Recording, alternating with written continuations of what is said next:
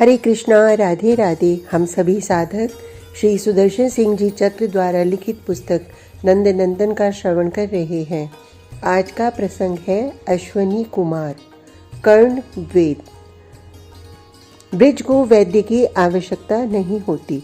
प्रकृति के अंक में उन्मुक्त क्रीड़ा करने वाली जातियां प्राय कृत्रिम जीवन की विकृतियों से अपरिचित होती हैं। वैद्य की आवश्यकता सबसे अधिक विलासी जीवन को होती है। हम स्वयं इसके प्रमाण हैं। सुधा सेवी सुरों का भी काम हमारे बिना चलता नहीं है। गोप उन्मुक्त वनों में विचरण करने वाली जाति है। गो सेवकों को वैद्य से प्रयोजन।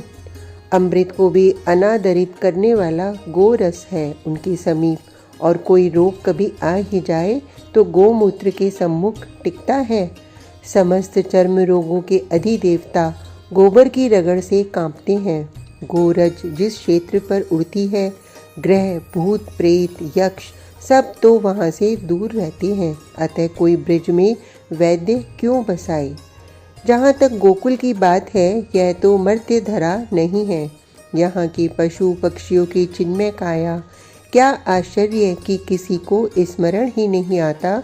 यहाँ की मनुष्यों का एक वर्ग चिकित्सक भी होता है, और उसकी सभी को कभी न कभी आवश्यकता पड़ा करती है।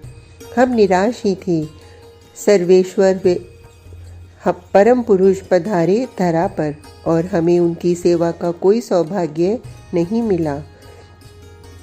उनके स्वजनों परिकरों की सेवा भी सुलभ नहीं होगी।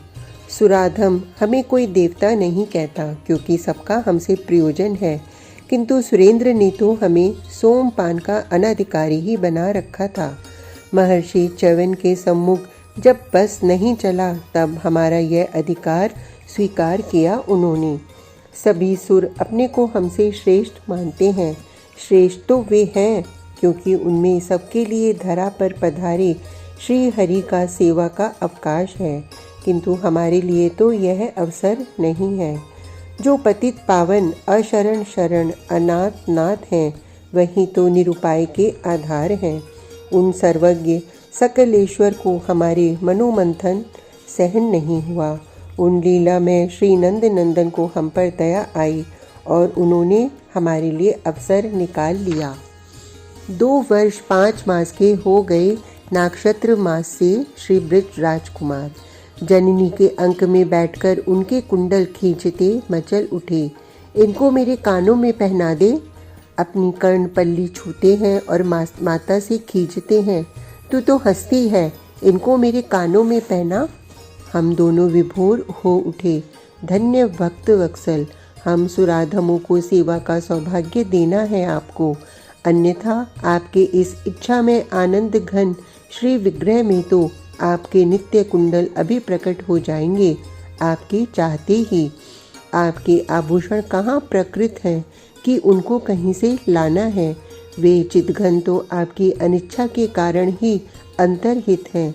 किंतु आपको संपूर्ण नर लीला करनी है, तो सेवा का सुअवसर आपने हम दोनों को सुरों में सबसे पहले देना निश्चित कर लिया। तेरे कानों में छिद्र नहीं है। जननी हंसती है। मेरे लाल का कर्ण भेद होगा, तब यह कुंडल पहनेगा। मैं अभी पहनूंगा। ये तो अपने दोनों करों से मैया के हाथ पकड़कर मचल रहे हैं। तू कानों में छेद कर दे। लाल, मुझे छिद्र करना कहाँ आता है। मैया किसी प्रकार टालना चाहती है। आता है, यह कैसे मान लें कि कोई काम ऐसा भी है जो मैया को नहीं आया। तू छिद्र कर। ऐसे कहीं छिद्र किया जाता है। श्री ब्रिजेश्वरी स्नेहमयी समझती हैं। तेरे बाबा महर्षि शांडिल्य को बुलाएंगे, वे पूजन कराएंगे। तब कोई वैद्यराज कहीं से बुलाए जाएंगे और वे छिद्र करेंगे। बाबा, तुम महर्षि को बुलाओ।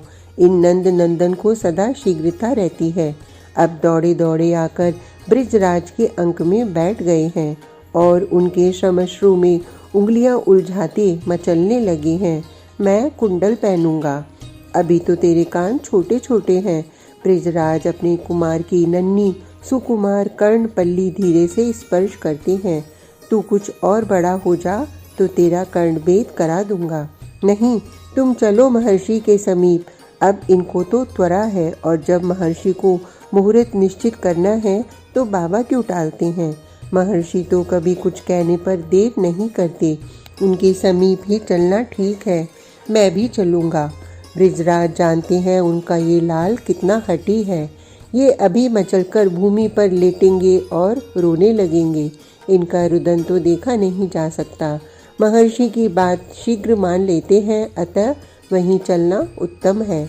महर्षि शांडिल्य जैसा सर्वज्ञ समर्थ नहीं जानेगा कि मुहूर्त किसके संकेत पर चलते हैं।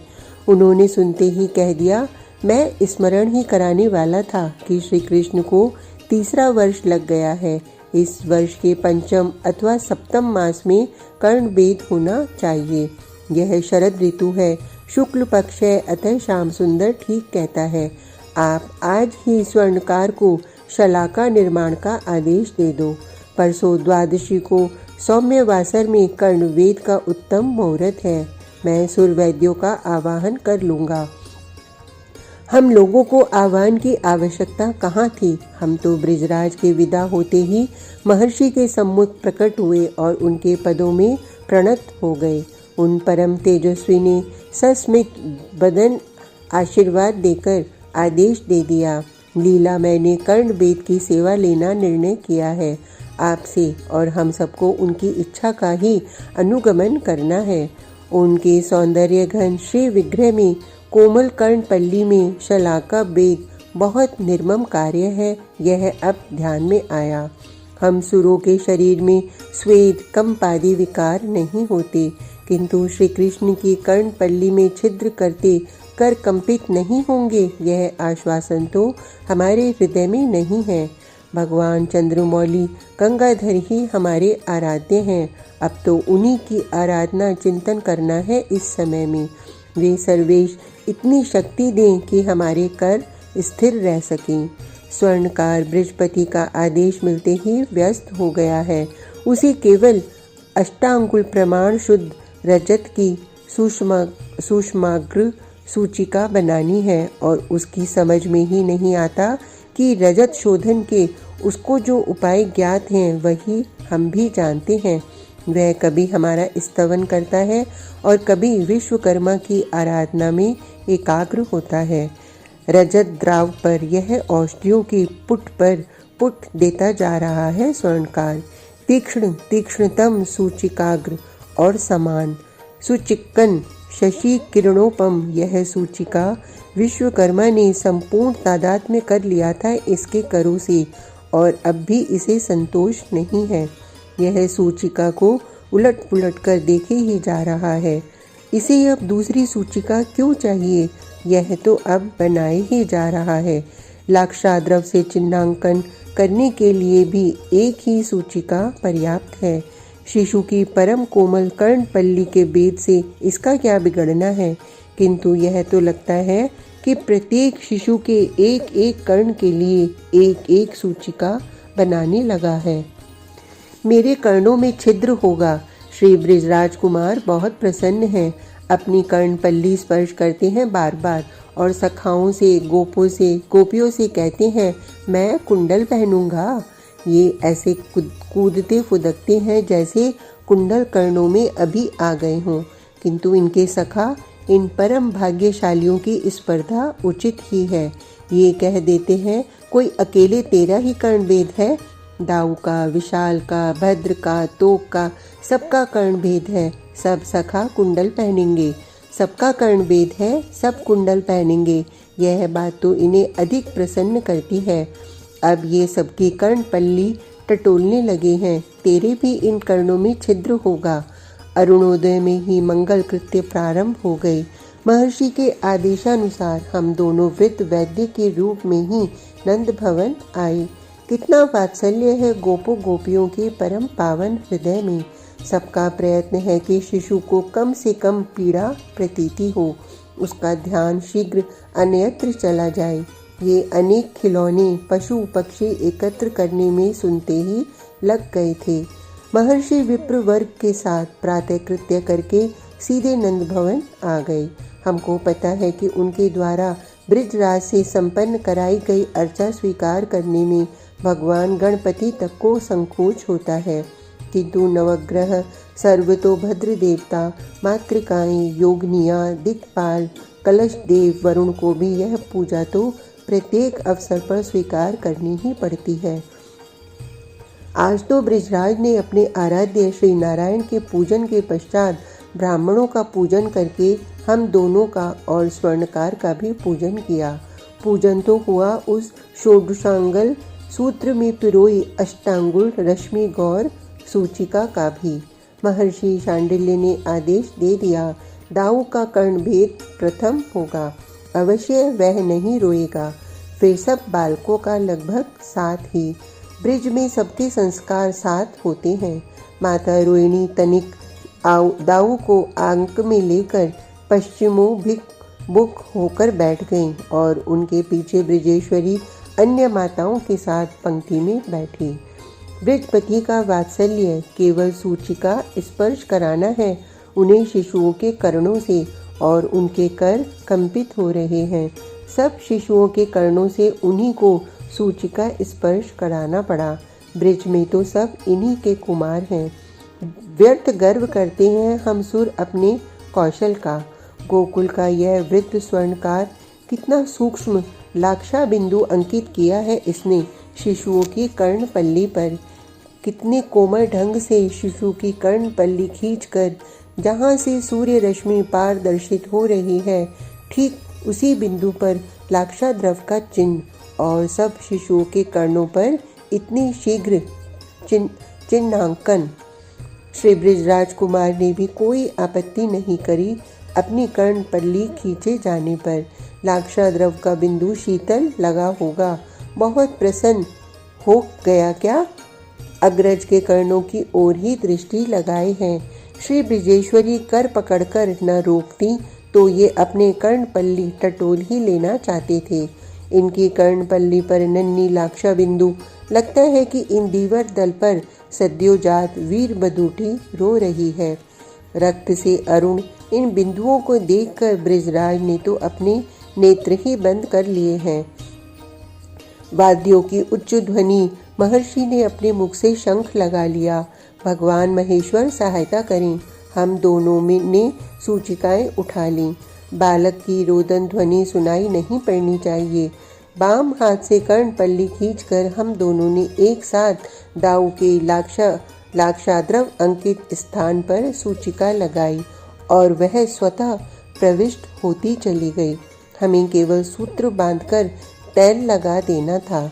दाऊ ये अनंत क्या रोते। इन्होंने तो प्रसन्न दृष्टि से हम दोनों की ओर देखा बस। प्रत्येक शिशु के लिए स्वर्णकार ने 2 सूचिकाएं बनाकर कितना उत्तम किया यह हम समझ गए। इतनी उपयोगी बातें हम सुरों को भी समय पर नहीं सूझती। हम 2 थे, यही कुशल थी। एक वैद्य कभी श्री कृष्णचंद्र का कर्ण वेद करने में सफल नहीं हो सकता था। अग्रज के कर्णों में सूचिका प्रवेश देखकर ही वे मचलने लगे थे। दाऊ तो रोता नहीं, भद्र कुंडल पहनेगा और तुझे चढ़ाएगा। मैया समझाने लगी। सोचने से लगे लीला में, भद्र सचमुच चढ़ाएगा कुंडल पहनकर। मैं अपने कुमार के कानों में औषधि मलूंगा। मैंने पुचकारा।